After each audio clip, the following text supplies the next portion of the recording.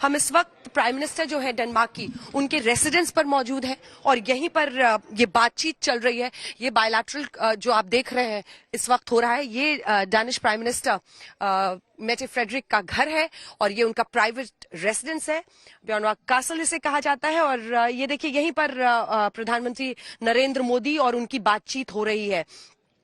अगर यहाँ की प्रधानमंत्री पर चर्चा करें तो वो एक बहुत लोकप्रिय नेता है, बहुत यंगेस्ट सबसे कम उम्र की वो यहाँ पर डेनमार्क में प्राइम मिनिस्टर चुनी गई हैं। सोशल डेमोक्रेट हैं, उनकी अपनी एक सोच है, अपनी रणनीति है और उनकी लोकप्रियता बहुत है अपने देश में। कोविड को उन्होंने जिस तरह से यूरोप के बाकी देश जब कोविड की मार झेल रहे थे तो उन्होंने अपने देश को किस तरह से बचाया, इसको लेकर उनकी प्रशंसा हुई। कई सारे कुछ स्कैम्स भी हालिया दिनों में हुए हैं, लेकिन इन सब के बावजूद प्रधानमंत्री नरेंद्र मोदी का ये डेनमार्क का दौरा भी बहुत दिलचस्प है। ये बायलैटरल के जरिए क्या रिश्तों में बेहतरी होगी, सबकी नजर ये रहेगी। क्या किम डेवी का प्रत्यर्पण अभी भी भारत के लिए एक बड़ा कंसर्न है? 1995 में पुरुलिया में पश्चिम बंगाल में हथियार गिराने का जो मामला था, आर्म्स ड्रॉपिंग का, उसमें वो आरोपी है। उसके प्रत्यर्पण की कोशिशें भारत कर रहा था लेकिन वो नहीं हो पाया। यहाँ की सरकार ने जब सर्वोच्च अदालत में यहाँ पर उसके खिलाफ अपील नहीं किया तो भारत सरकार ने स्केल डाउन कर लिए थे अपने रिश्ते। 2002 में अटल बिहारी वाजपेयी पूर्व प्रधानमंत्री यहाँ पर आए थे, उनकी बायलैटरल मीटिंग हुई थी। उसके बाद बायलैटरल कभी नहीं हुआ। हाँ, प्रधानमंत्री के तौर पर मनमोहन सिंह यहाँ पर जरूर आए थे, पूर्व प्रधानमंत्री, लेकिन वो यूनाइटेड नेशंस के क्लाइमेट चेंज वाले फोरम में यहाँ पर वो आए थे। बायलैटरल टॉक्स नहीं हुई थी। तो इतने लगभग 20 साल के गैप के बाद, पूर्व प्रधानमंत्री अटल बिहारी वाजपेयी के बाद 20 साल के गैप के बाद ये बायलैटरल हो रहा है। और एक बार फिर से आपको ये दिखा देते हैं, ये तस्वीर देखिए, ये उनका घर है, डेनमार्क की प्रधानमंत्री मेटे एंडरसन का। और यहीं पर ये बायलैटरल मीट जिसके अंदर की तस्वीरें आप देख रहे हैं, ये उन्हीं का पूरा रेसिडेंस है। एक बहुत खूबसूरत ये देश है और बहुत खूबसूरत कोपेनहेगन की आज की ये सुबह भी हो गई है। सुबह ठंड बहुत ज्यादा थी लेकिन रिश्तों की गर्माहट जैसे अब बढ़ती जा रही है दिन की दोपहरी आते आते। और ये चारों तरफ आप देखेंगे इस कासल में भी, तो चारों तरफ इस कासल के आपको एसपीजी के, डेनमार्क के तमाम सिक्योरिटी फोर्सेस दिखेंगे, क्योंकि चारों तरफ से पेड़ों के बीच में ये पूरा जो कासल है वो पेड़ों के बीच में है। यहाँ भी दिखा दीजिए, देखिए अभी हम लोग चर्चा कर ही रहे थे तो एक एसपीजी वाले इधर से भी आ रहे हैं। तो चारों तरफ, क्योंकि बहुत बड़ा ये कासल है और जैसे लगता है चारों तरफ जंगल ही जंगल है, उन सब के बीच ये कासल है कोपेनहेगन में। और यहीं पर ये चर्चा इस वक्त हो रही है। प्रधानमंत्री नरेंद्र मोदी किस तरह से इन तमाम यूरोपीय देशों के साथ अपने रिश्तों को आगे ले जा रहे हैं। याद रखिए, सबसे ज्यादा नजर डेनमार्क में, ये बायलैटरल तो है ही, लेकिन इसके बाद बेला सेंटर है जहां पर इंडियन डायस्पोरा के साथ प्रधानमंत्री की बैठक होगी और उनका इंटरैक्शन है उनके साथ।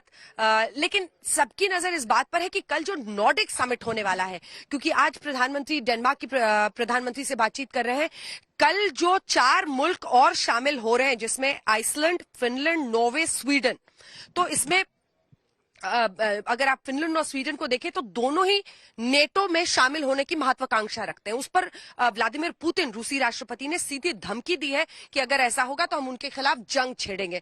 तो वो एंगल भी है। और भारत ने चूंकि एक बहुत ही न्यूट्रल स्टैंड रखा है, न्यूट्रल से भी ज्यादा इसे कहा जाता है कि हम अपनी स्वतंत्र विदेश नीति लेकर आगे बढ़ रहे हैं। ऐसे में क्या ये देश ये कहेंगे कि भारत भी खुलकर रूस के खिलाफ अपनी बात कहे? ये दबाव कहां होगा, क्योंकि भारत ने इस पर लगभग हर जगह पर साफ कर दिया है कि हम अगर अपनी तेल की जरूरतों के लिए, रक्षा की जरूरतों के लिए, अगर हमारा एक रिश्ता है रूस से तो वो कायम रहेगा। उससे इंडिपेंडेंट अगर आपको हमारे साथ रिश्ता बनाना है तो उसको आप बनाइए। और यही हमने जर्मनी में होते हुए देखा और उसके बाद से आज डेनमार्क में। एक बार फिर से, चूंकि आप तस्वीरें देख रहे हैं प्रधानमंत्री नरेंद्र मोदी की और प्रधानमंत्री मेटे फ्रेडरिक की, इसलिए आपको दोनों के ही राजनीतिक सफर के बारे में जल्दी जल्दी बता देते हैं। क्योंकि 2019 में सबसे युवा प्रधानमंत्री के तौर में मेटे फ्रेडरिक ने यहाँ पर कार्यभार संभाला है और उनकी लोकप्रियता का, जिसका हम लोग जिक्र कर रहे थे बार बार, एक महिला, और वो भी उन्होंने इतनी कम उम्र में इस पद को हासिल किया।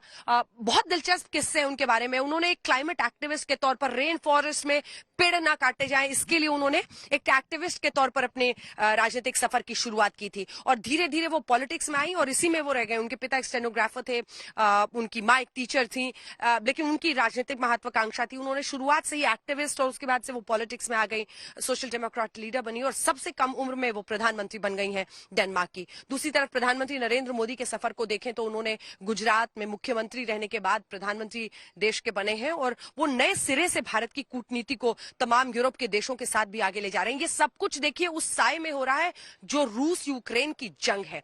ये सब कुछ उस साए में हो रहा है जिसमें सबसे ज्यादा दबाव इस बात को लेकर है कि भारत का क्या स्टैंड है। लेकिन भारत ने ये साफ कर दिया है, हम युद्ध के विरुद्ध हैं। आपने देखा जर्मनी में भी प्रधानमंत्री ने साफ कहा कि युद्ध में कोई विजेता होता ही नहीं है, युद्ध में सबकी हार होती है, नुकसान सबका होता है। आपसी बातचीत के जरिए ही, वार्ता से ही किसी भी समस्या का हल ढूंढा जा सकता है। तो ये उन्होंने बिल्कुल साफ और स्पष्ट कर दिया है। बिल्कुल।